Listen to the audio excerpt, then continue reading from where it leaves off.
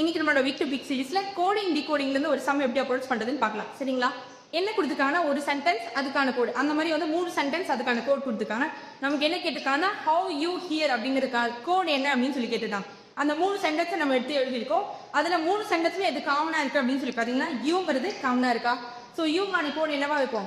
NER. சரிங்களா? யூங்கிறதுக்கான code. So யூக்கு நேரம் நான் NE அப்படின்னு சொல்லி எழுதிக்கிறேன். நெக்ஸ்ட் ஹவு வேணும் அப்படின்னா ஃபர்ஸ்ட் 2 சென்டென்ஸை கம்பேர் பண்ணும்போது ஆர் அப்படிங்கிறது காமனாக இருக்குது. ஸோ ஆருக்கான கோட் SE. ரிமைனிங் இருக்கிற ஹவு அப்படிங்கிறதுக்கான கோட் என்ன அப்படின்னா KI. ஸோ இங்கே KI அப்படின்னு சொல்லி எழுதிக்கிறேன். நெக்ஸ்ட் ஹியர் எங்கே இருக்குது அப்படின்னா தேர்ட் சென்டென்ஸில் இருக்குது.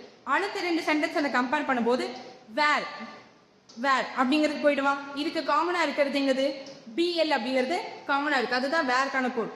ரிமைனிங் இருக்கிறது ஹியர், அதுதான் வந்து JO. சரிங்களா? அப்போ ஹியருக்கு நேராக JOன்னு எடுக்கிறேன்.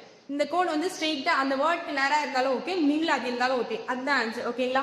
இதே மாதிரி நெக்ஸ்ட் ஒரு சம் இருக்கு. இந்த சம்க்கான ஆன்சர் கமெண்ட்ல போடுங்க. தேங்க்யூ.